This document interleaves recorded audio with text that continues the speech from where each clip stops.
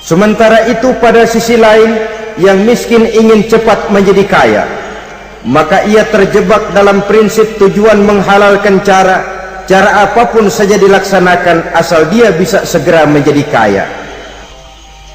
Maka salah satu jalan yang banyak dilaksanakan orang untuk mencapai kekayaan tanpa harus peras keringat dan banting tulang seperti umumnya orang adalah melalui satu jenis permainan yang umumnya kita kenal dengan nama judi. Ada dua bentuk dan pola daripada judi. Walaupun seiring dengan kemajuan ilmu pengetahuan dan teknologi canggih, peradaban manusia semakin tinggi, maka jenis macam judi yang dimainkan oleh manusia ikut-ikut menjadi canggih. Tetapi pada umumnya ada dua jenis macam judi itu.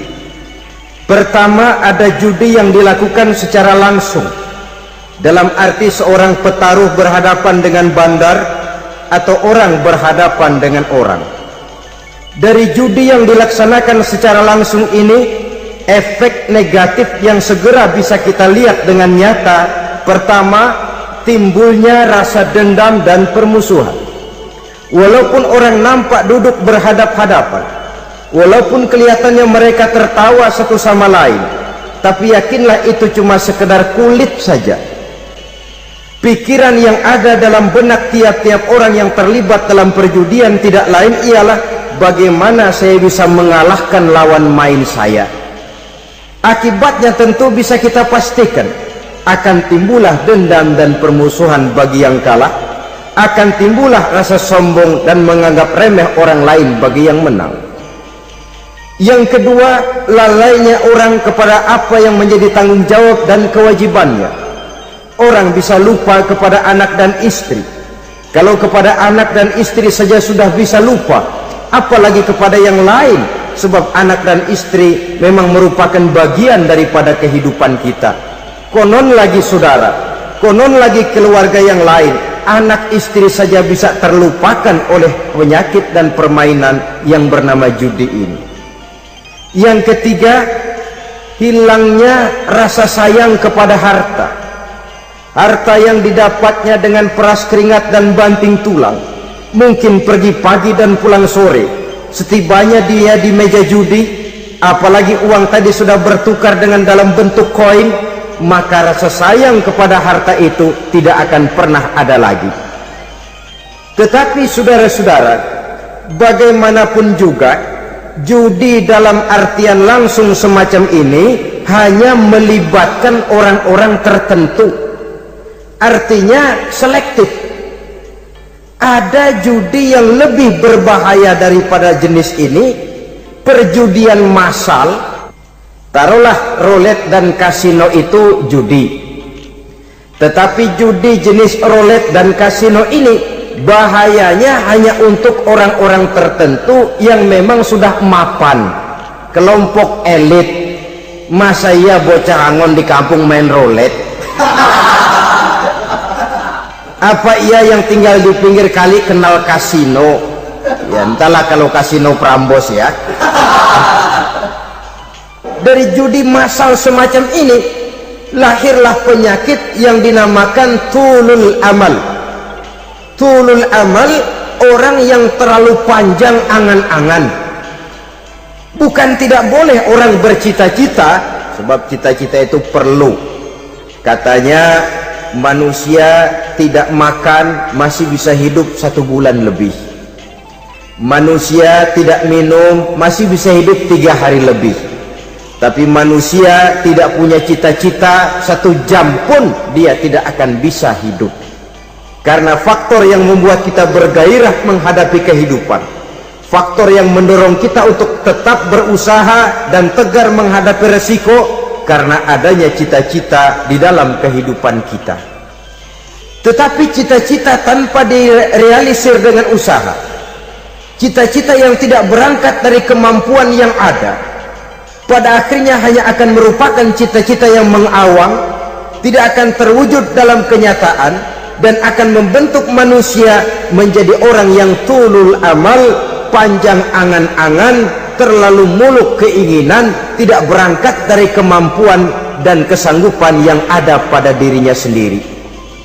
Maka penyakit inilah yang telah menghasilkan dan melahirkan penghayal-penghayal kelas berat, tukang-tukang ngelamun kelas tinggi yang hidup di angkasa luar.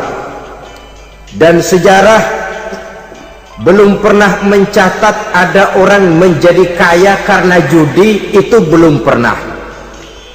Saudara lihat saja orang kaya yang namanya Adnan Khashoggi, orang kaya yang namanya Henry Ford, orang kaya yang namanya Aristotle Onassis, orang kaya yang namanya David Rockefeller. Itu seluruhnya menjadi kaya bukan karena mereka terlibat dalam perjudian, tapi karena kerja keras, peras keringat, banting tulang. Dan itu dimulai sejak mereka masih remaja. Sehingga memang ada pepatah, ini baik sekali saya kira. Berpikirlah kamu di waktu pagi, bekerjalah kamu di waktu siang, makanlah di waktu sore, dan tidurlah di waktu malam. Berpikir di waktu pagi artinya belajar di kala muda.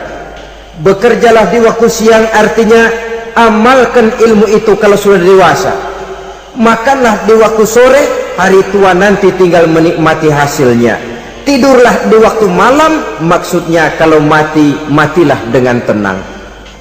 Logikanya berkaitan. Kalau pagi kita tidak mau berpikir, nanti siang kita tidak akan bisa bekerja. Kalau siang kita tidak mau bekerja, nanti sore makan apa? Kalau sore kita tidak makan, alamat malam tidak bisa tidur. Itu logika. Kalau di kala remaja dan muda kita hanya santai saja, maka hari dewasa kita akan menghadapi hidup ini dengan penuh kebingungan. Kalau hari dewasa penuh dengan kebingungan, alamat hari tua terlunta-lunta. Kalau hari tua terlunta-lunta, kita tidak akan bisa mati dengan tenang meninggalkan alam fana ini. Saudara-saudara kaum muslimin rahimakumullah. Sehingga ada pepatah mengatakan, many a great man start as a newspaper boy, katanya. Banyak orang besar yang mulai pekerjaannya dengan menjual koran. Artinya berangkat dari A. Banyak pengusaha mobil yang memulai pekerjaannya dari tukang cuci mobil, tapi lalu bertahap dan tegar menghadapi kenyataan, sehingga proses demi proses dia hadapi dengan tegar, dengan tabah, dengan sabar, dengan ulet, sampai kepada membuahkan hasil. Kita ingin pintas, kayaknya mau, usahanya tidak mau, senengnya mau, peras keringatnya tidak mau. Ini tentunya akan melahirkan kontradiksi di dalam kehidupan. Maka dari jenis perjudian massal semacam ini lahirlah penyakit tulul amal, panjang angan-angan, terlalu muluk cita-cita. Bayangkan saja kalau ini terjadi secara massal, menimpa nasib rakyat kita di pedesaan yang jauh dari keramaian. Tiap hari mereka didina-bobokkan oleh gambaran tentang akan diperolehnya uang dalam jumlah yang banyak dengan angka nol yang berentet. Tiap hari mereka melihat angka-angka itu, mereka lambat laun akan terseret dalam arus tulul amal ini, panjang angan-angan, muluk cita-cita, hanya dengan mengandalkan meja perjudian. Akibatnya timbul penyakit yang kedua, yang ketiga, yaitu malas berusaha. Orang kalau sudah terlalu asik berkhayal, menghitung bintang di langit, malas berusaha. Kalau ada temannya kerja jadi buruh kasar, bawa hasil yang merupakan jerih payah dan peras keringat dia, satu minggu bergaji 10-15 ribu, diketawain. Apaan gaji lu 10 ribu, 15 ribu, entar gua nih kalau ketembus 100 juta, entar.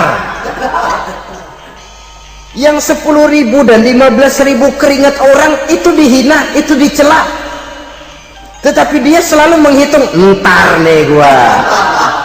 entarnya wallahu a'lam. Saudara hadirin yang saya muliakan, timbullah sikap malas padahal di tengah negara sedang membangun di berbagai bidang kehidupan. Maka sifat malas ini merupakan musuh kita, baik mengejar kemiskinan, baik mengejar kebodohan dan keterbelakangan kita di sektor-sektor lainnya. Alangkah akan terganggunya roda pembangunan di negara kita ini jikalau sebagian besar rakyat dihinggapi oleh penyakit malas, yang malas ini dilatar belakangi oleh penyakit tulul amal, terlalu muluk angan-angan, yang angan-angan ini dininabobokan oleh keinginan untuk mendapatkan untung yang besar tanpa peras keringat dan banting tulang. Sasaran yang lebih jauh, dan ini yang paling kita khawatirkan, hancurnya kubu-kubu pertahanan moral daripada bangsa kita. Kita sependapat bahwa lebih penting daripada membangun jembatan adalah membangun manusia yang membangun jembatan, bahwa lebih penting daripada mengaspal jalan raya adalah membangun mental manusia yang melaksanakan pengaspalan itu. Dengan kata lain, membangun dan mempersiapkan manusia pembangunan. Tanpa itu, maka saya merasa khawatir kalau nanti kita tidak akan sampai kepada target yang kita harapkan oleh karena kandas di tengah jalan. Saudara-saudara kaum muslimin rahimakumullah, Islam sebagai agama yang mengajarkan manusia untuk berusaha dan mengeluarkan segala kemampuan untuk melaksanakan segala usahanya itu, sangat membenci sifat malas, sangat membenci sifat tulul amal atau panjang angan-angan. Dan oleh karena judi melahirkan dua sifat itu, Islam sangat menganjurkan pengikutnya untuk menjauhi segala macam jenis perjudian, baik yang terang-terangan maupun yang dilakukan secara samar-samar, tidak ketara, judi canggih sesuai dengan canggihnya teknologi daripada manusia itu sendiri. Ini adalah penyakit yang meracuni masyarakat manusia dari sejak berpribadi, bertetangga, berumah tangga, sampai kepada berbangsa dan bernegara. Dan kasus-kasus yang timbul sudah cukup banyak, yang tidak mungkin lagi kita katakan hanya sekedar bersifat kasuistis, bersifat kasus-kasus kecil saja. Sebelum riaknya naik ke permukaan, marilah kita membuat benteng untuk masing-masing pribadi muslim memelihara dan menjaga diri, jangan terseret dalam permainan yang bernama judi, apapun bentuknya, bagaimanapun cara dan ragamnya, karena jelas bahayanya lebih besar daripada manfaatnya. Taruhlah kita barangkali kemarin-marin hanyut dalam arus perjudian, tetapi hendaknya kita bisa mengambil pelajaran bahwa seorang mukmin adalah seorang yang apabila dia melakukan kesalahan, dia segera sadar, dijadikannya pelajaran untuk tidak diulanginya lagi pada masa-masa yang akan datang. Dengan sikap semacam itu, kita tidak lagi akan mengulangi kesalahan-kesalahan lama, dan grafik kehidupan kita dari hari ke hari akan makin menunjukkan hal-hal yang baik dan positif adanya. Saudara-saudara kaum muslimin rahimakumullah, kalau ABRI masuk desa, rakyat beruntung. Kalau jaksa masuk desa, rakyat bahagia. Kalau koran masuk desa, rakyat ikut jadi cerdas. Tapi kalau judi masuk desa, rakyat kiamat. Pembangunan akan terbengkalai, roda perekonomian akan lesu. Karena mestinya orang membelanjakan uang untuk sesuatu yang dia perlukan, akhirnya dia belanjakan untuk sesuatu yang dia tidak perlukan, karena gambaran, khayalan akan mendapat keuntungan yang jauh lebih besar lagi. Padahal istilah orang-orang tua kita dulu, lebih baik makan singkong betulan daripada makan roti ngimpi. Artinya uang yang 1.000-2.000 rupiah itu Lebih baik dibelikan beras, dimasak, makan bersama anak dan istri, terasa nikmat dan halalnya, ketimbang beli kertas lalu ngelamun, menghayal, menghitung yang bukan-bukan. Itu kertas dibolak madep ulon, dibolak madep mudik, diputer sana, diputer sini, akhirnya palanya ikut muter. Kira-kira apa yang cocok? Masih belum puas, kertas dilihat, orang gila ditanyain. Sudah tahu waras, orang gila yang ditanya. Masih belum puas, nanya orang gila, tidur di kuburan. Allahu Akbar. Padahal di rumahnya tempat tidurnya empuk, anget, nggak ada nyamuk. Kuburan, tidur di kuburan. Dampak-dampak negatif yang semacam ini pada gilirannya mau atau tidak mau akan menyeberang kepada garis akidah, membahayakan dan mengancam nilai-nilai tauhid yang kita miliki. Sudah kertas dibolak-balik, tidak puas, orang gila ditanya. Orang gila ditanya belum maram, tidur di kuburan. Barangkali ada bisikan. Saudara hadirin yang saya muliakan, memang walaupun wahyu sudah berhenti, tapi Allah masih memberikan ilham kepada hamba-hambanya yang dikehendakinya. Tetapi ilham itu bentuknya positif. Kalau saudara pagi-pagi berniat, tahu-tahu datang pikiran nanti malam mau ngaji, itu namanya ilham. Kalau saudara sedang merenung, tahu-tahu datang pikiran, saya mau sedekah, itu namanya ilham, bentuknya positif. Tapi kalau ngelamun, tahu-tahu datang pikiran nomor sekian sekian sekian pasang, itu bukan ilham, itu belis. Saudara hadirin yang saya muliakan, tidak puas tidur di kuburan, cari yang lebih paten lagi, dukun ditanya.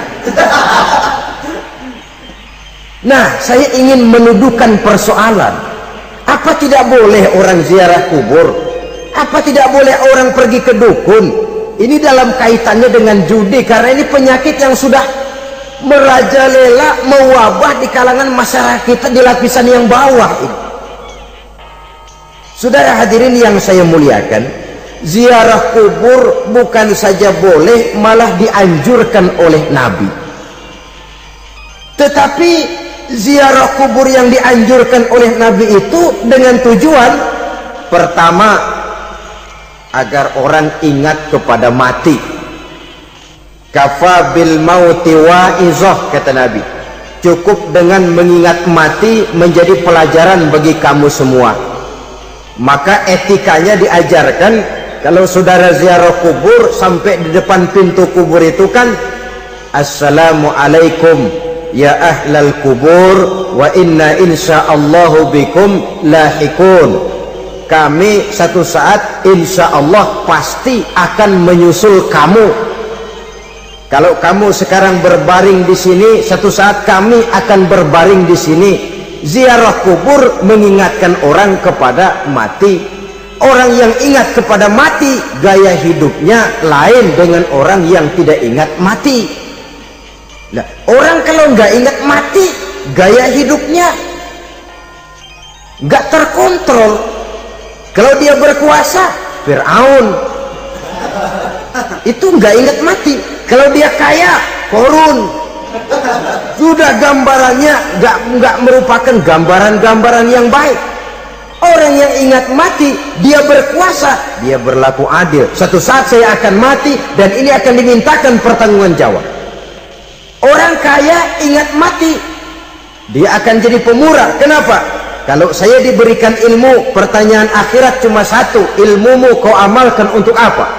Kalau saya diberikan umur panjang, pertanyaan akhirat cuma satu, umurmu kau habiskan di mana?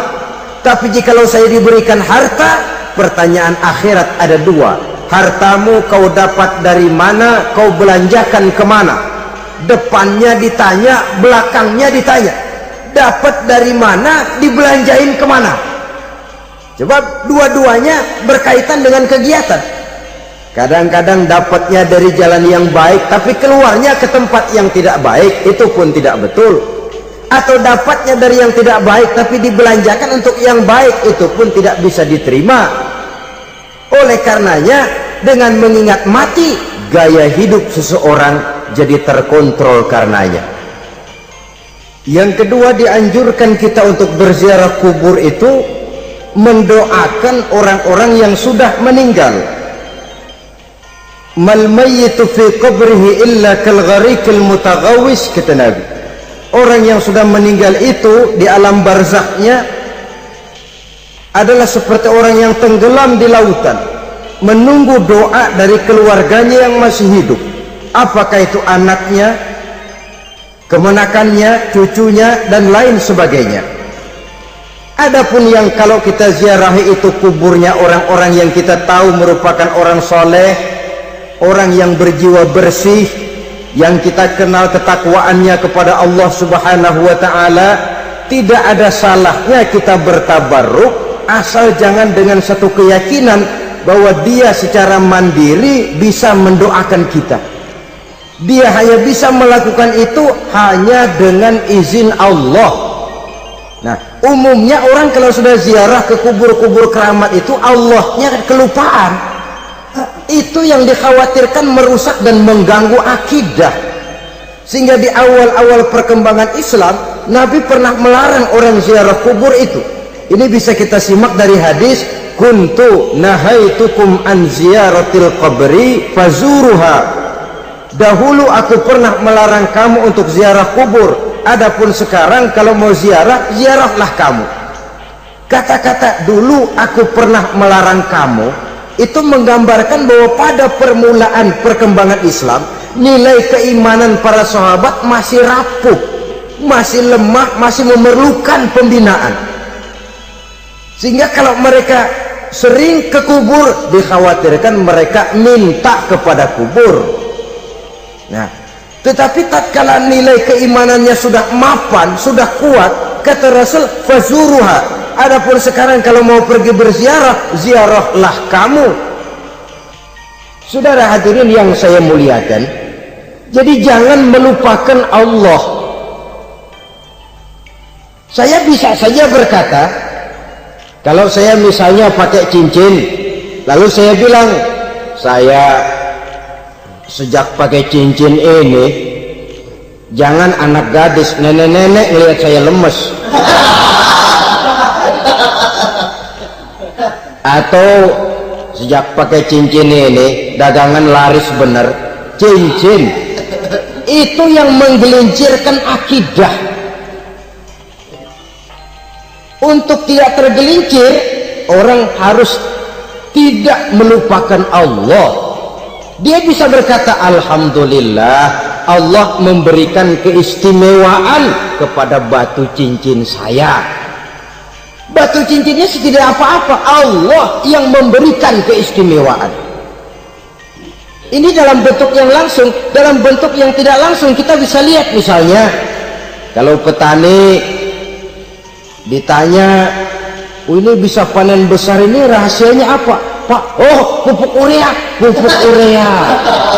Nah, Allah nomor 16. Seorang petani yang baik keimanannya, dia akan berkata, kami bisa panen besar karena izin Allah. Lah, kalau pupuknya mah pakai pupuk urea, izin Allahnya dulu, baru kemudian pupuknya nyusul. Jadi sebenarnya bukan cuma pergi ke dukun yang bisa merusak keimanan, pergi ke dokter juga bisa loh merusak keimanan. Kalau berkeyakinan bahwa dokter itulah yang memberikan sembuh, kenapa akidah saudara tidak tergelincir karenanya? Dokter hanya memberikan obat dan resep, sembuh itu datangnya dari Allah. Ini yang diungkapkan lewat lisan Nabi Ibrahim alaihissalam, wa idza maridtu fahuwa yashfini. Apabila aku sakit, dialah Allah yang memberikan sembuh. Memberikan sembuh. Jangan juga menyalahartikan ayat ini. Ada ayat begini sakit terus nekat, udah nggak usah berobat dah, memang penyakit dari Tuhan, ntar waktunya baik ya baik ya.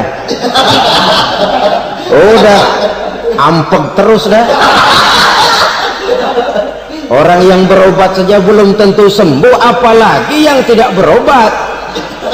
Sama juga orang nggak sembahyang kita ajakin ngotot, lo juga yang sembahyang belum tentu masuk surga katanya.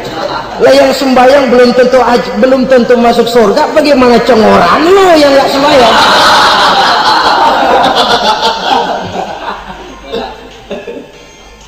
Saudara hadirin yang saya muliakan, kaum muslimin yang berbahagia. Jadi dengan demikian, maka jangan menghilangkan Allah. Kita, ajaran pokok dalam Islam adalah ajaran tentang tauhid. Nah, tauhid ini menyangkut mengesahkan Allah, baik di dalam zatnya, baik di dalam sifatnya, baik di dalam perbuatannya, baik di dalam beribadah kepadanya. Tauhid dalam ibadah itu ada. Tauhid dalam zat artinya zat Allah itu tidak tersusun, tidak terdiri dari bagian-bagian yang bisa dipecah-pecah. Ya seperti kita ini kan ada kepala, ada kaki, ada tangan. Allah tidak tersusun zatnya dari bagian-bagian. Esa zatnya tidak bisa dibagi-bagi. Esa sifatnya artinya Allah itu sifatnya tidak pernah berubah. Sejak dahulu sampai sekarang Allah itu cinta kepada orang beriman yang melakukan kebaikan, dan Allah benci kepada orang kufur yang melakukan kejahatan. Mustahil satu saat Allah berubah, orang kufur yang berbuat kejahatan didemenin, orang mukmin yang berbuat kebaikan dikeselin. Misalnya tahun 2000 Tuhan giliran jengkel sama orang mukmin, itu mustahil. Dia esa di dalam sifatnya. Lain dengan sifat kita manusia. Sifat kita ini kan relatif. Ada saatnya kita senang, lain saat yang kita senang betul kita caci maki. Hari ini kita caci maki, besok kita puji. Lihat teman kaya, habis kita omongin, boleh jadi dia kaya. Kenapa? Dukunnya 36. Begitu kita habis caci maki, begitu dia datang ngasih duit sama kita, cacian itu bisa berubah menjadi pujian. Lu ya emang bukan main dah. Sifat kita itu relatif, bisa terpengaruh oleh situasi dan kondisi. Saudara hadirin yang saya hormati, kaum muslimin yang berbahagia, Allah juga esa di dalam perbuatannya. Artinya di dalam menciptakan apapun yang akan diciptakan oleh Allah, di dalam melakukan apapun yang akan dilakukan oleh Allah, tidak terikat kepada faktor lain, tidak memerlukan bantuan lain. Dia adalah mutlak.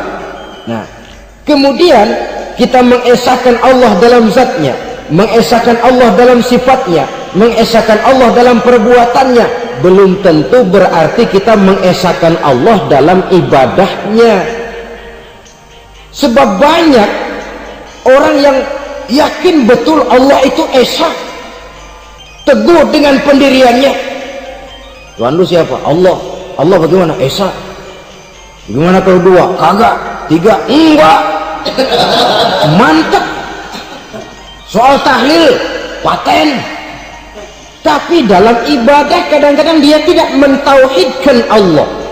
Ini makna wa ma umiru illa liya'budullaha mukhlisin.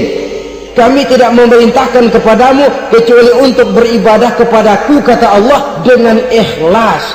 Beribadah kepada Allah dengan ikhlas itu artinya apa? Beribadah hanya untuk Allah saja. Nah, kalau hanya untuk Allah saja, lalu kita minta berdoa di depan kuburan orang yang soleh, apa syirik? Tidak syirik. Kalau kita berkeyakinan bahwa orang tempat kita memanjatkan doa itu hanya bisa mendoakan kita dengan izin Allah. Dia sendiri tidak punya kekuasaan apa-apa. Tanpa izin Allah, dia tidak bisa berbuat apa-apa. Itu tidak menyebabkan orang menjadi syirik. Sama saja dengan kalau saya berkata tadi, alhamdulillah Allah telah memberikan keistimewaan kepada batu cincin saya. Apa salahnya Allah memberikan keistimewaan kepada benda-benda mati? Allah memberikan keistimewaan kepada Hajar Aswad, benda mati. Allah memberikan keistimewaan kepada Masjidil Haram, benda mati. Allah memberikan keistimewaan kepada Ka'bah, benda mati. Orang tawaf keliling Ka'bah, sembahyang di Masjidil Haram, sujud menghadap kepada Ka'bah, apakah jadi syirik? Tidak, kita tidak menyembah Ka'bahnya, kita menyembah yang punya Ka'bah itu. Nah, di sini kita lihat bahwa fungsi Ka'bah hanya merupakan wasilah. Tapi kalau Allahnya kita hilangkan, jadilah kita penyembah batu. Hanya saja batu itu berbentuk 4 bernama Ka'bah. Sa'i, orang yang melaksanakan haji, lari-lari antara Safa dan Marwah, amalan apa itu? Seakan-akan kita menghormati bukit-bukit, gunung-gunung. Tapi bukan itu yang kita tuju dalam pelaksanaan sa'i itu. Yang kita tuju adalah ini perintah Allah, Allahnya yang diutamakan. Maka hal semacam ini tidak menyebabkan orang menjadi syirik dan tergelincir dari tauhid. Tapi kalau ziarah kubur dengan niat cari buntutan, cari nomor yang cocok, ini niatnya saja sudah salah. Nah, kalau berangkat dengan niat yang salah, sampai di sana saya yakin, seyakin-yakinnya amalannya pasti salah. Nah, kubur yang diziarahin bukan kubur orang soleh. Ya mana ada orang soleh ngasih kode buntut. Ada juga orang salah, bukan orang soleh itu. Kadang-kadang dia nggak tahu kuburan siapa, nongkrong aja di situ. Memang sulit, saudara-saudara, mental ya, namanya mental. Kalau memang mental sudah mental judi, apa saja bisa dijudiin. Jadi orang nggak perlu sebenarnya pemerintah terlalu gini, nggak usah, kembali saja kepada mental. Kalau mental memang sudah mental judi, apaan aja bisa dijudiin. Pulang tengah malam nabrak babi, babi yang keluar nih.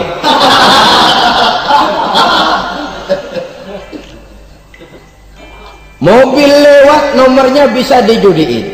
Bajai lewat, bajai bisa dijudiin. Mental. Kalau memang mental sudah mental judi, apapun saja bisa dijudikan. Saudara hadirin yang saya muliakan, lalu bagaimana dengan dukun? Ya, saudara hadirin, pergi ke dukun hakikatnya sama dengan pergi ke dokter. Orang berusaha melaksanakan yang namanya syariat, hakikatnya kembalikan kepada Allah, syariatnya kita laksanakan. Tetapi, nah ini tetapi yang pertama, saudara harus tahu betul dukunnya itu bayang apa enggak, agamanya kuat apa enggak. Sebab ya tentu tidak ada dukun yang jelek, karena pada umumnya penyakit dukun itu kan nyohor, iklan lewat koleha-kolehanya. Kita bisul kecil datang, kita dukun, ini si kecil kemarin bisul kayak kelapa 5 menit baik. 5 menit, padahal kemarin kagak ada yang datang. Diolah sedemikian rupa supaya orang mantap. Jadi jangan asal sembarangan. Kadang-kadang lihat potongan dukunnya aja kita ngeri. Mukanya sudah kremot, nggak pernah tersentuh air wudhu. Jangankan air wudhu, mandi aja jarang. Yang kayak begini yang dipegang mati-matian, yang dipercayai habis-habisan, akan kita kemanakan tauhid kita ini? Apalagi kalau perginya sudah dengan niat mencari nomor yang jitu. Itu saya katakan lagi tadi, berangkat saja sudah dengan niat yang salah. Orang berusaha silahkan, sama juga kita ke dokter. Oleh dokter kan setelah diperiksa penyakit kita, lalu dianalisa, oh ini penyakitnya ini, kemudian diberikan obat. Lah obat itu kan tentu ada aturan minumnya tuh. Yang kapsul ini sehari 3 kali, yang tablet ini sehari 2 kali. Kalau kita minumnya kelebihan, overdosis namanya. Saking pengen cepet baik, sekali minum 10 tablet. Ya memang nggak sakit-sakit lagi, tapi nggak hidup sudah. Habis. Kita pun dalam melaksanakan amalan hidup beragama begitu. Sudah datang kepada kiai, orang-orang soleh meminta amalan, wiridan, itu jangan sampai overdosis. Tidak sesuai dengan kemampuan pribadi. Wong masih SD sudah minta matematika kelas SMP, celeng. Baru SMP sudah minta diajarkan filsafat kelas perguruan tinggi, semaput. Kenapa? Daya tampungnya nggak kuat. Emang ukuran secangkir, minta di sini seember, ya luber. Lebihnya nggak cukup. Kenapa? Yang diberikan, yang diamalkan tidak sesuai dengan makomnya, tidak sesuai dengan kemampuan yang ada pada dirinya. Saudara hadirin yang saya muliakan, akhirnya apa? Mencelakakan dirinya sendiri, ngawur. Baru sembahyang seminggu udah ngaku ketemu malaikat.